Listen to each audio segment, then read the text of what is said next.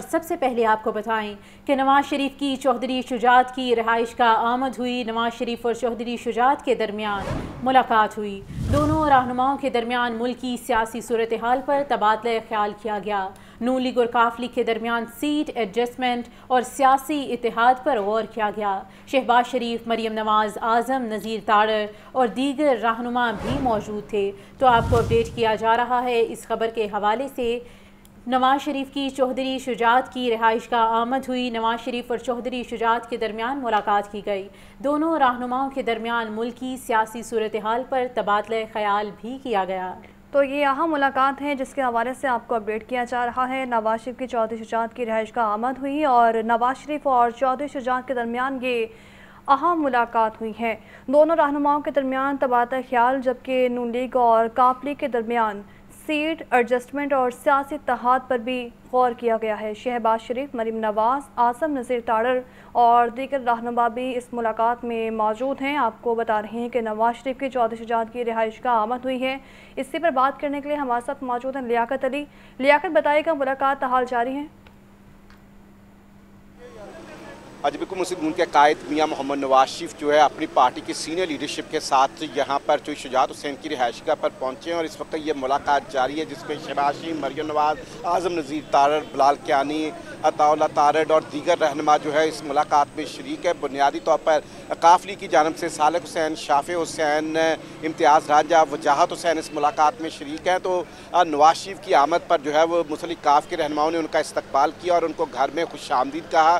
اس کے بعد جو ہے وہ نواز شریف نے جو شجاعت حسین کی خیریت دریافت کی اور ان کی مکمل صحت یابی کی دعا کی، اور اس کے ساتھ ہی نواز شریف کے حوالے سے جو شجاعت حسین نے نیک تمناؤں کا اظہار کیا وطن واپسی پر اور آئندہ سیاسی مستقبل کے لیے اور بھرپور سیاسی کامیابیوں کے لیے جو ہے وہ نیک تمناؤں کا اظہار کیا۔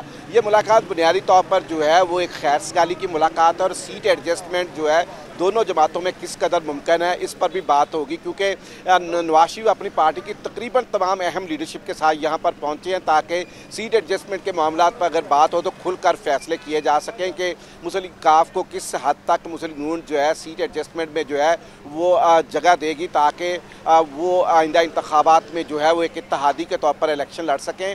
بنیادی طور پر کاف لیگ شاید اس کی یہ خواہش ہے کہ انہیں 5 MNA اور 10 MPs کی سیٹوں پر جو ہے وہ مسلم نون سیٹ ایڈجسٹمنٹ میں تعاون کرے اور ان کے حلقوں میں امیدوار کھڑے نہ کیے جائیں، بلکہ کاف لیگ کو جو ہے یہاں پر ان نشستوں پر جو ہے وہ سیٹ ایڈجسٹمنٹ کے ساتھ سپیس دی جائے۔ تو یہ ملاقات چل رہی ہے اور ملاقات کے بعد جو ہے وہ شافع حسین کا کہنا تھا کہ اعلامیہ جاری کیا جائے گا کہ آج کی ملاقات میں کیا امور زیر بحث آئے اور کن پر اتفاق ہوا۔ جی ٹھیک ہے، لیاقت علی اپڈیٹ کر رہے تھے، آپ کا بہت شکریہ۔ براہ راست سے چلتے ہیں، آپ کو مسلم نون کے سینئر رہنما ماڈل ٹاؤن میں میڈیا سے گفتگو کر رہے ہیں۔ آج کے اجلاس میں صوبہ بلوچستان کی 16 قومی اسمبلی کی اور 51 صوبائی اسمبلی کی جنرل سیٹس کے لیے 100 سے زیادہ امیدواروں کا انٹرویو ہوا اور پاکستان مسلم لیگ نون نے اپنی صوبائی تنظیم کی سفارشات کی روشنی میں اور امیدواروں کے اپنے انٹرویوز کی روشنی میں سفارشات مرتب کی ہیں۔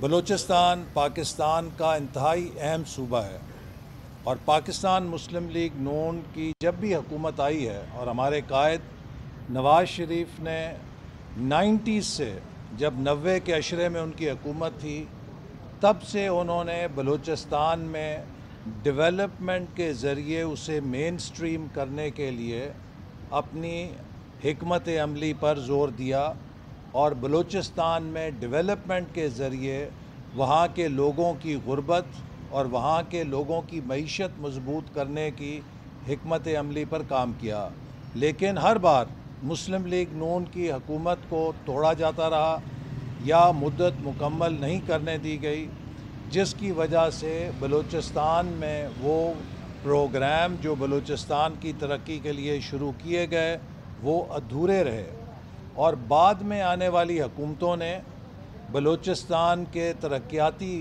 منصوبوں کو فنڈز جاری نہیں کیے، جس کے نتیجے میں وہاں پر پسماندگی میں اضافہ ہوا۔ 2013 اور 18 کے درمیان بلوچستان میں ریکارڈ ترقیاتی فنڈز جاری کیے گئے، جس سے ہزاروں کلومیٹر سڑکوں کی تعمیر ممکن ہوئی تاکہ کنیکٹیوٹی کے ذریعے پسماندہ علاقوں کو ترقی کے ساتھ جوڑا جا سکے۔ اس کی سب سے بڑی مثال کوئٹہ اور گوادر کی سڑک ہے، جسے 650 کلومیٹر کی سڑک کو 3 سالوں میں مکمل کیا گیا، لیکن اس کی تعمیر میں 40 سے زیادہ FWO کے جوانوں کی شہادت ہوئی۔ اور سوچنے کی بات یہ ہے کہ جب بلوچستان میں پسماندہ ترین علاقے گوادر، تربت، پنجگور، کلات، کوئٹہ، ان سب کو جوڑا جا رہا تھا، اور اس سڑک کے اوپر جو کہ بلوچستان میں ترقی کی سڑک تھی، وہ کون سے عناصر ہیں جو اس کو روکنے کے لیے اس سڑک کی تعمیر۔ مسلم لیگ نون کے پارلیمانی بورڈ کا چوتھا اجلاس بلوچستان کے 87 امیدواروں کے انٹرویو کی گئے۔ بلوچستان کی قومی اسمبلی کی 16 51 صوبائی اسمبلی کی نشست کے لیے امیدواروں کے انٹرویو کیے گئے۔ اجلاس کی صدارت نواز شریف شہباز شریف نے کی۔ تو آپ کو اپڈیٹ کیا جا رہا ہے، مسلم لیگ نون کے پارلیمانی بورڈ کا چوتھا اجلاس ہوا۔ بلوچستان کے 87 امیدواروں کے انٹرویو کیے گئے۔ بلوچستان کی قومی اسمبلی کے 16 51 صوبائی اسمبلی کی نشست کے لیے امیدواروں کے انٹرویو کیے گئے، اور اس اجلاس کی صدارت نواز شریف اور شہباز شریف کی گئی۔ تحریک انصاف والوں نے پروپیگنڈا میں PhD کر رکھی ہے۔ یہ لوگ جھوٹ میں بھی بہت ڈٹائی کے ساتھ بولتے ہیں۔ مسلم لیگ نون کے رہنما عطا اللہ تاڑو کی میڈیا سے گفتگو۔ بولے جعلی اکاؤنٹس بنا کر پروپیگنڈا کرنا اس جماعت کا وتیرہ بن گیا ہے۔ میرا مطالبہ ہے کہ 190 ملین پاؤنڈ کا حساب کیا جائے۔ پاکستان تحریک انصاف نے جو PhD کیا ہوا ہے پروپیگنڈا سٹڈیز کے اندر، اور آج اگر جوزف گوبیلز زندہ ہوتا تو وہ شرما جاتا، اور کوئی پتہ نہیں کہ وہ ہجرت کر کے پاکستان آتا اور کہتا مجھے تو آپ نے شرمندہ کر دیا، میں تو کر ہی کچھ نہیں سکا پروپیگنڈا کے لیے۔ جس سپیڈ سے آپ نے پروپیگنڈا، جھوٹ اور بہتان تراشی کو پروان چڑھایا ہے، یہ فن کوئی تحریک انصاف سے سیکھے کہ جھوٹ بھی بولتے ہیں تو اتنی ڈھٹائی کے ساتھ بولتے ہیں کہ شاید پاکستان کی تاریخ میں ایسے جھوٹ نہیں بولے گئے۔ جان برکس کے نام سے ایک اکاؤنٹ بنایا گیا ہے، ویریفائڈ ٹویٹر اکاؤنٹ جان برکس۔ تصویر لگائی جینز بش کی، جو کہ ایک کنسلٹنسی فرم میں کام کرتے ہیں بطور کنسلٹنٹ، اور 2017 میں PTI کی سوشل میڈیا ٹیم نے یہ اکاؤنٹ بنایا۔ تصویر اصل آدمی کی ہے جس کا نام جینز بش ہے، اس کا نام جان برکس رکھ کے تو ایک فیک ٹویٹر اکاؤنٹ بنایا گیا جو 2017 میں بنا، مگر اس کو فال کیا گیا 2022 میں کہ جو ویریفائڈ اکاؤنٹس تھے 20، وہ 20 کے 20 PTI کے تھے 100%۔ 3 دسمبر کو ایک پول کرایا گیا کرپشن کے حوالے سے، اب اس میں عمران خان کا نام نہیں ڈالا، باقی لیڈران کا نام ڈال دیا گیا۔ ایک سیاسی جماعت تحریک انصاف کے ایجنڈے کو پروان چڑھانے کے لیے یہ اکاؤنٹ استعمال کیا گیا اور کیا جا رہا ہے۔ اپڈیٹ کریں آپ کو، نواز شریف اور چودھری شجاعت کے درمیان ہونے والی ملاقات ختم ہو گئی ہے۔ دونوں رہنماؤں کے درمیان ملکی سیاسی صورتحال پر تبادلہ خیال ہوا۔ نون لیگ اور کاف لیگ کے درمیان سیٹ ایڈجسٹمنٹ اور سیاسی اتحاد پر بھی غور کیا گیا۔ تو آپ کو اپڈیٹ کیا جا رہا ہے، نواز شریف اور چودھری شجاعت کے درمیان ہونے والی ملاقات ختم ہو چکی ہے۔ دونوں رہنماؤں کے درمیان ملکی سیاسی صورتحال پر تبادلہ خیال کیا گیا۔ نون لیگ اور کاف لیگ کے درمیان سیٹ ایڈجسٹمنٹ اور سیاسی اتحاد پر بھی غور کیا گیا ہے۔ دونوں رہنماؤں کے درمیان ملکی سیاسی صورتحال پر تبادلہ خیال بھی کیا گیا۔ LDA سٹی ہاؤسنگ اسکیم منصوبہ۔ کورونا وبا کے دوران کنسٹرکشن انڈسٹری بند ہونے سے تعمیراتی لاگت میں اضافہ ہوا۔ LDA کا بڑھتی لاگت پر قابو پانے کے لیے پرائیویٹ اسکیموں کے ماڈل کا سہارا لینے پر غور۔ LDA سٹی جناح سیکٹر کے 10,000 الاٹیوں سے زائد پیسے وصول کرنے کی تیاری کر لی گئی ہے۔ بات کریں گے زین العابدین سے، بتائیے زین۔ یہ LDA سٹی ہاؤسنگ اسکیم منصوبہ ہے جس میں کرونا کے کنسٹرکشن انڈسٹری پر جو پڑنے والے منفی اثرات ہیں اس کے اب نتائج آنا شروع ہو چکے ہیں۔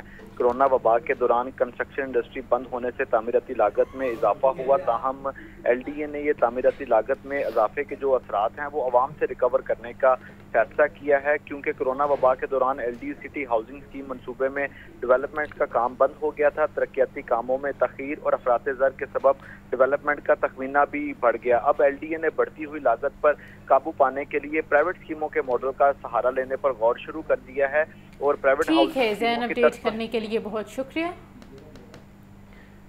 عملے کی کمی یا پروموشنز میں تاخیر، کسٹمز افسران پر اضافی بوجھ ڈالا جانے لگا ہے۔ کلکٹر انفورسمنٹ متین عالم نے 3 افسران کو اضافی ذمہ داریاں سونپی ہیں، جبکہ ایڈیشنل کلکٹر صوبیہ کرن کو ہیڈ کوارٹر کسٹمز ہاؤس میں 12 مختلف برانچز کی ذمہ داریاں بھی دے دی گئی ہیں۔ اسی پر ہمیں جوائن کیا ہے نمائندہ لاہور نیوز راہیل علی نے، مزید تفصیلات ان سے جانیں گے۔ جی راہیل۔ یہ عملے کی کمی یا پروموشن میں تاخیر کے بعد کسٹمر کیمپ پر بوجھ جو ہے وہ ڈالے جانا لگا ہے۔ کسٹمر کلکٹر انفورسمنٹ متین عالم نے 3 افسران کو ذاتی ذمہ داریاں سونپی ہیں۔ ایڈیشنل کلکٹر صوبیہ کو یہ ہیڈ کوارٹر کسٹم ہاؤس میں 12 مختلف برانچز کی ذمہ داری دی گئی ہے، جبکہ ایڈیشنل کلکٹر صوبیہ کو جو ہے وہ جنرل اور ٹیکنیکل اسٹڈی برانچ کی مہنگی کی ذمہ داری دی گئی ہے۔ اس کے علاوہ ٹیکنیکل ریپیئر برانچ آپ کا بہت شکریہ راہیل۔